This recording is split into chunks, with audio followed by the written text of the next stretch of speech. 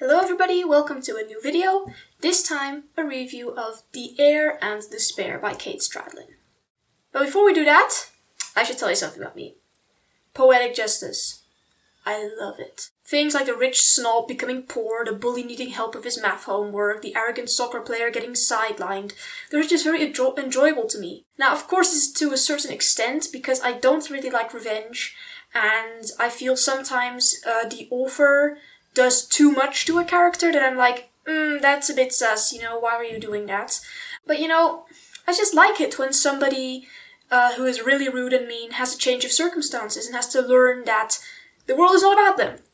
So a book like The Heir and the Spare by Kate Stradlin, where a bunch of bullies find out that their victim is a princess, that seemed like an amazing read to me. And it was in some ways, and in other ways it was extremely uncomfortable and strange. Let's start out with a quick overview of the book. There are some small spoilers, but not that big, not anything that might surprise you.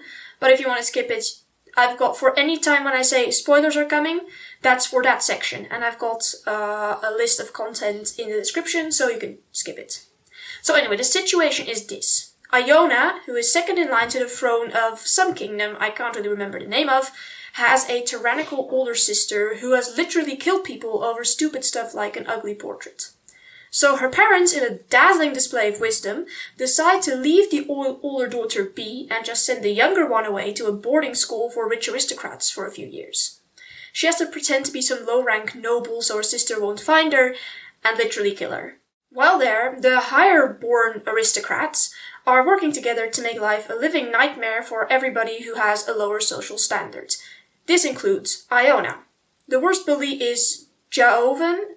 I don't know how to pronounce that. Joven, I'm gonna say Joven. Once a year, the teachers all leave for a kind of conference, and the students organize a hunt where the low ranks have to hide and the high ranks have to seek, except it's a bit more violent and annoying than just plain hide and seek.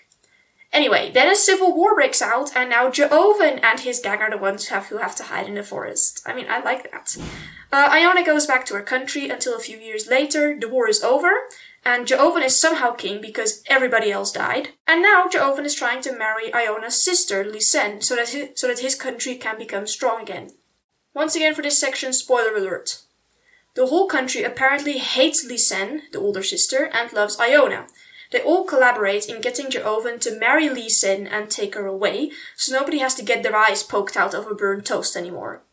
I felt this part was pretty unrealistic. There's just no way nobody slipped up. The people also hide the fact that it's a tradition in Iona's family to have 2 children and then kill the second one when the first becomes ruler. And given the fact that everyone loves Iona, I'd expect them to warn her with more than just a vague nursery song they sing for her as a clue. Stage a coup or something? But now, almost every good person in this book is very passive, from Iona herself to the people, to Iona's mother who saw her older daughter was becoming a witch and basically just gave up. Joven and his cronies' repentance was not at all convincing. Every time they apologize or do anything nice, they discuss it among themselves beforehand. And every time the reason is that they want to curry favor from Iona so she won't reveal their bad behavior in the past and ruin the marriage deal. At one point, the whole gang even lets Iona win at a game, so she won't get mad at them, which was just sad. The first actual sign of love between Iona and Joven, yes, they're love interests, in case you didn't know that, is when they kiss at the very end. Before that, everything could be explained as either simple manners or simpering. Speaking of which, I love a good apology because that's just healthy, but the ones in this book were so embarrassing. You do not have to go down on your hands and knees to say sorry. It's just way too dramatic and also very uncomfortable. When I said I liked poetic justice, I didn't mean absolute humiliation. Thank you very much.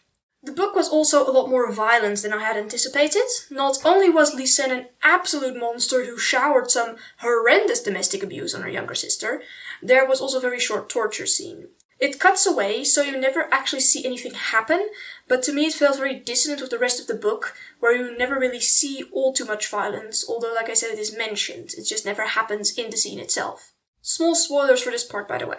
At the end, one of the main characters stabs someone, even though it really wasn't necessary. At first I thought he had simply wounded the person, but no, later he says that he knows how to stab, and that the person is definitely going to die. And not that the person that was stabbed didn't deserve it, but the stabbing was just completely unnecessary, and the casual way it's mentioned was also very jarring, because the two main characters literally make out within a few minutes of the revelation. In the end, the book was enjoyable, but not great on moral standards. Yes, I love a good comeuppance, but this book took it too far for my tastes. The same goes for the violence, which to me felt unnecessary and out of tune with the style of the book. It's a nice standalone, but personally, I'd skip it.